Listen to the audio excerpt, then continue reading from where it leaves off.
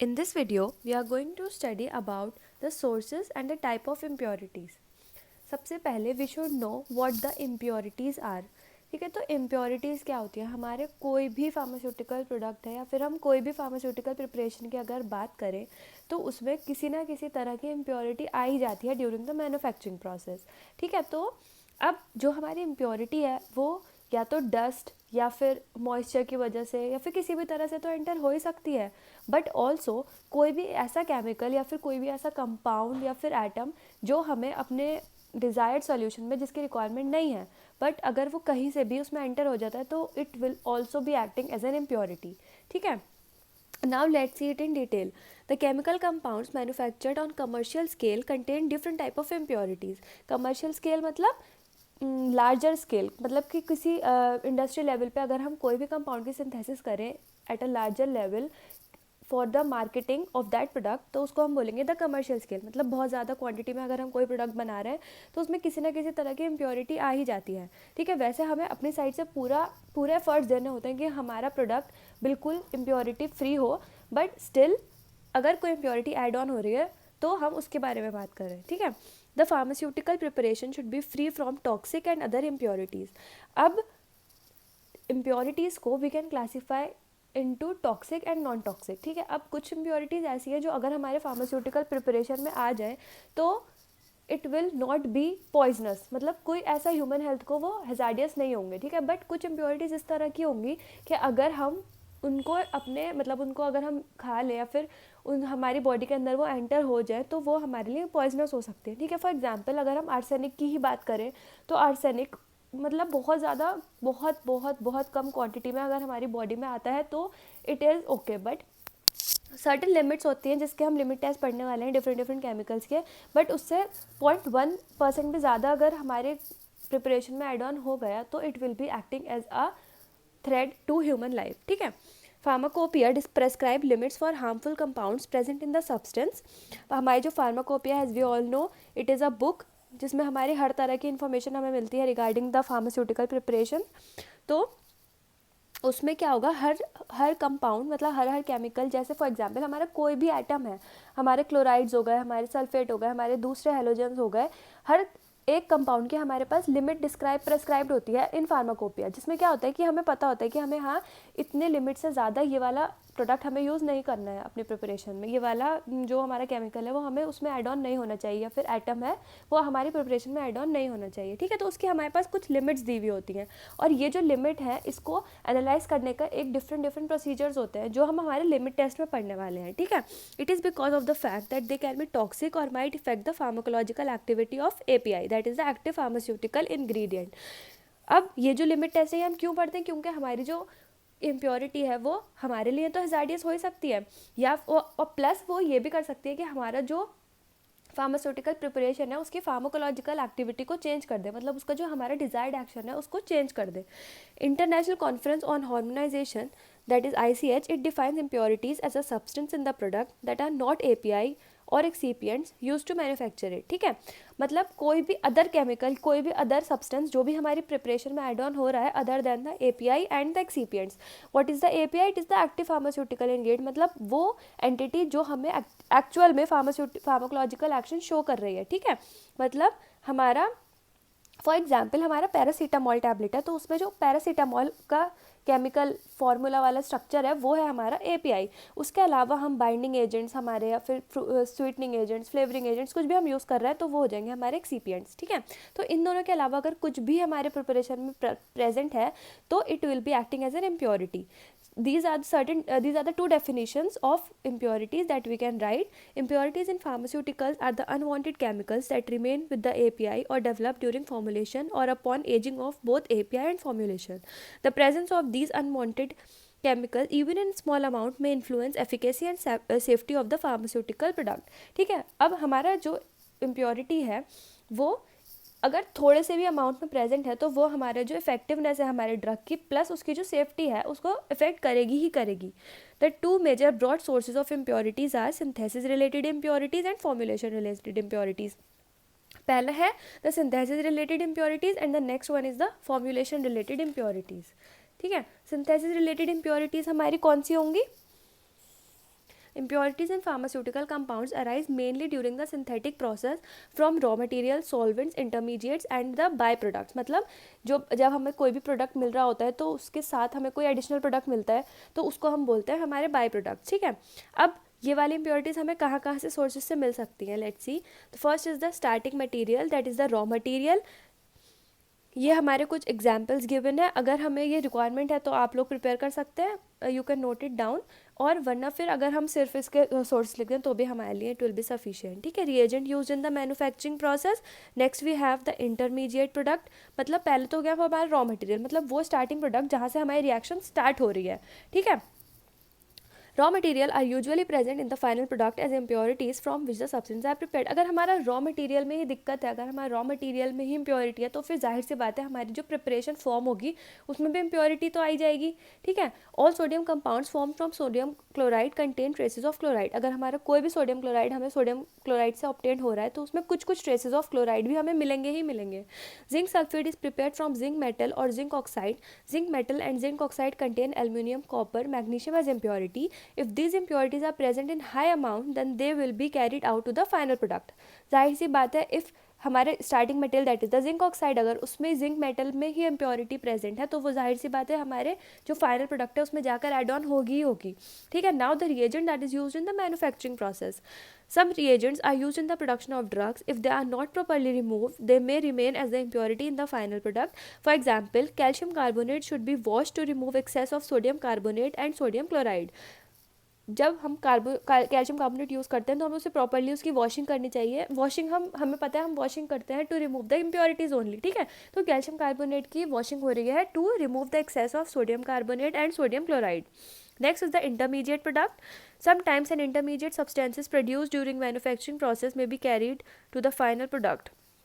This is the example reaction shown। मैं आपको simple words में बताती हूँ, ठीक है। अगर हमें ए और बी की हमने रिएक्शन करवाई, ठीक है, और हमें सी चाहिए बट सी के साथ हमारा डी भी फॉर्म हो रहा है, तो जो हमारा फाइनल प्रोडक्ट है उसमें ये जो डी है ये will be acting as an impurity, ठीक है।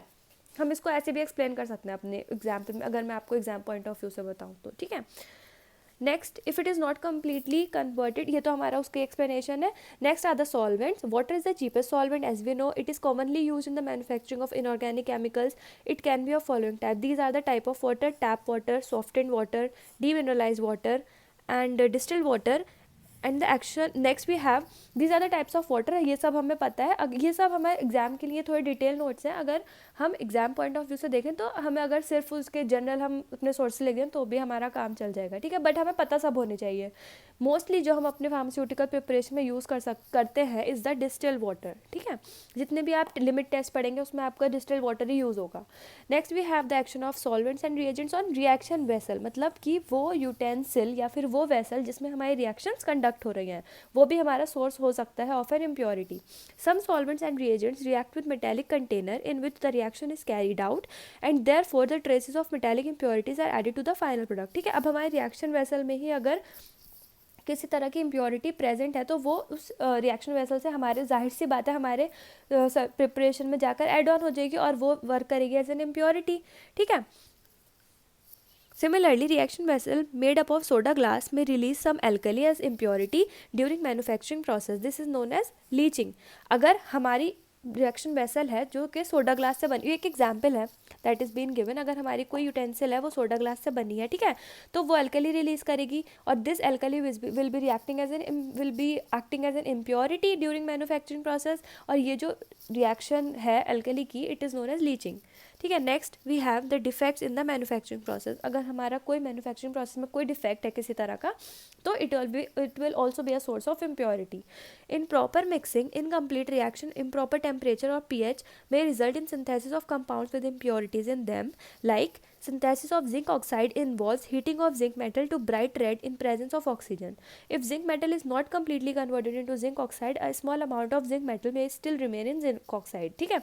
मतलब कि जब हम जिंक ऑक्साइड की सिंथेसिस करते हैं तो उसमें हम क्या करते हैं, हमारा जो जिंक है उसे हम हीट करते हैं ऑक्सीजन की प्रेजेंस में। अगर हमारा ये zinc metal completely zinc oxide में कन्वर्ट नहीं होता है तो उसमें कुछ अमाउंट ऑफ जिंक मेटल रह जाएगा, ठीक है, which will be acting as an impurity. Next we have formulation related impurities, अभी तक हमने सिंथेसिस रिलेटेड इम्प्योरिटीज़ देखी थी, now we have the formulation related impurities.